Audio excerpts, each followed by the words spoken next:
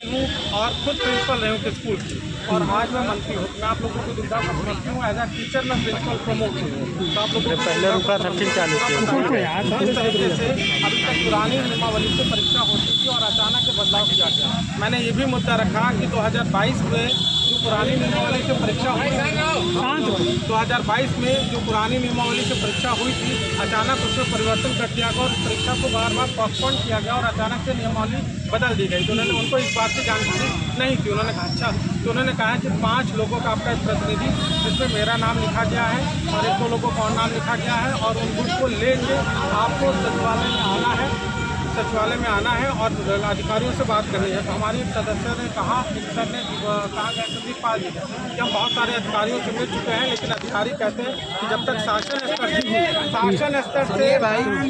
स्तर से आपको सरकार के स्तर से कुछ नहीं मिलेगा तब तक हम कुछ नहीं कर सकते। तो मैडम ने कहा कि नहीं ठीक है, हम अधिकारियों से सिर्फ एक निष्कर्ष निकालेंगे कि कैसे इन बच्चों की मदद की जा सकती है, क्या पुरानी नियमावली को किया जा सकता है। तो हमने कहा मैम, या तो पुरानी नियमावली को आप स्टे कर दीजिए और या तो कोई क्लॉज इसी में जोड़ दीजिए कि एक अंतिम अवसर दिया जाए। तो उन्होंने कहा ठीक, उन्होंने कहा कि ठीक है, हम अधिकारी को बुला के जो तकनीकी है, क्योंकि तकनीकी काम आईएएस करते हैं, तो बोले हम आपको सचिवालय में बुला रहे हैं, आप आइए और इसी तरीके से बात करिए, अपनी बात इसी तरीके से रखिए कि कैसे करना। और अगर आपके पास कोई सजेशन हो कि कैसे इसको दूर किया जा सकता है तो वही बताइए। तो उसके लिए मैं यहाँ के एजुकेशन के जो सबसे अच्छे वरिष्ठ वकील हैं एचजीएस परिहार, वो मेरे सीनियर हैं, मेरे चाचा के सीनियर हैं, मेरे अंकल हैं, मैं उनसे आज पूरा डिस्कस कर लूँगा कि किस तरीके से इस दुविधा को, क्योंकि आईएएस है, ब्यूरोक्रेसी फंसाएगी कि नहीं हो सकता, तो हमें उसका भी तोड़ रखना है कि वहाँ पे ऐसी कोई बात ना हो कि वो फंसा दे कि नहीं हम नहीं कर सकते मैडम। तो हम उनको ये भी बता देंगे, क्योंकि वो कहेंगे एनसीटी का गाइडलाइन है,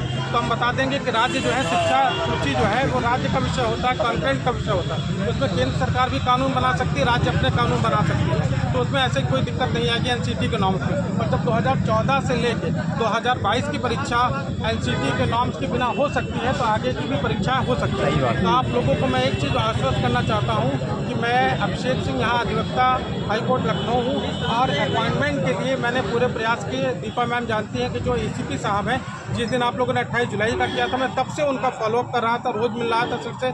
लखनऊ के जो कमिश्नर हमारे गौबा सर, तरुण गौबा, उन्होंने बहुत मदद की और उन्होंने कहा बिल्कुल आपका मुद्दा ये रखा जाना चाहिए। और मुख्यमंत्री तो हाँ, एक बात और मैडम ने कही कि अगर मेरे पास से ये नहीं हल होता है तो मैं मुख्यमंत्री जी से भी आपको मुलाकात करवाऊँ।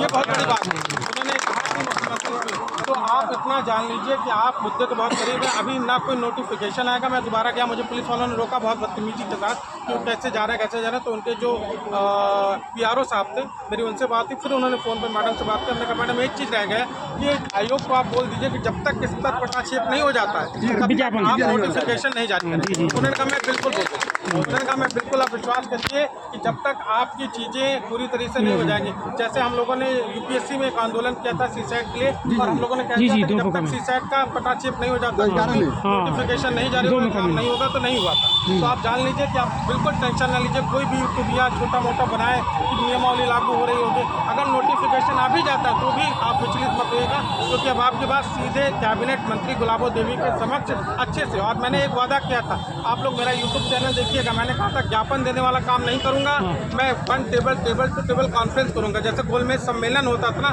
वैसे बात हुई है। पानी पी के, चाय तो नहीं मिली, मैंने चाय की बात कही थी, लेकिन पानी पिलाया उन्होंने मैडम ने, तो पानी पी के आराम से उनका सरकारी विभाग का पानी पिया है, और आराम से हम लोगों के पास बात हुई, फोटो सेशन हुई, और उन्होंने जब हमने रिक्वेस्ट की कि काफ़ी लोग हैं फोटो के लिए बाहर, तो बेचारी बाहर है, तो चलो फोटो सेशन भी आपका हो जाए कि आप लोग प्रमाणित कर दो। कितने लोग को बुलाया गया? उन्होंने 5 लोग थे, कितने लोग थे वहाँ पे? उन्होंने 5 लोगों को बोला है, लेकिन कहा 7 लोग भी आ सकते हैं। 7 से 7 लोगों को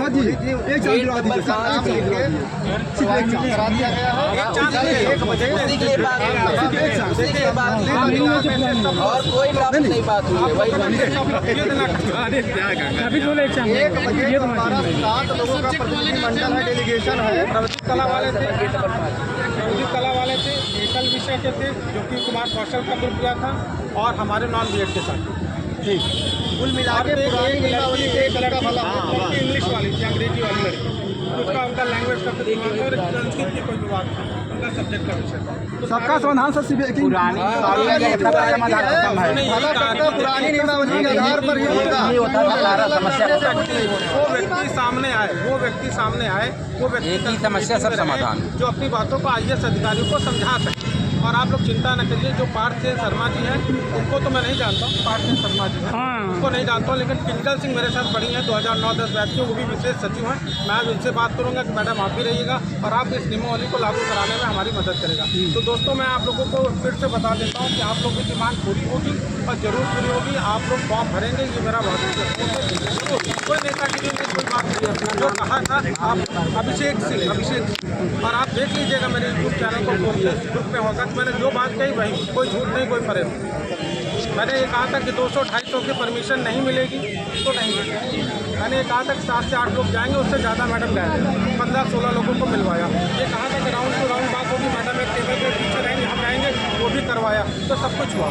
अनिल जी का फ़ोन आ रहा था, अनिल जी थोड़ा नाराज़ जरूर होंगे, लेकिन समस्या ये हुई कि ऐसा नहीं कि मैं अनिल जी को मिलवाना नहीं चाहता था, लेकिन वहाँ से पहली चीज़ आ गई कि कोई मंच नहीं मिलेगा।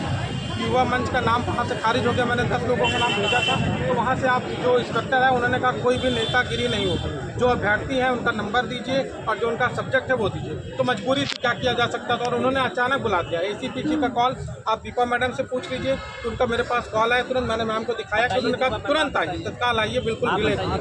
तो मैं जहाँ था तुरंत हम लोग पहुँचे 4-5 लोग, और जो था वो मिला। तो इसलिए मैं उसके लिए क्षमा चाहता हूँ कि मैं आपके उनको नहीं मिलवा पाया, लेकिन आपका काम करवा दूँ।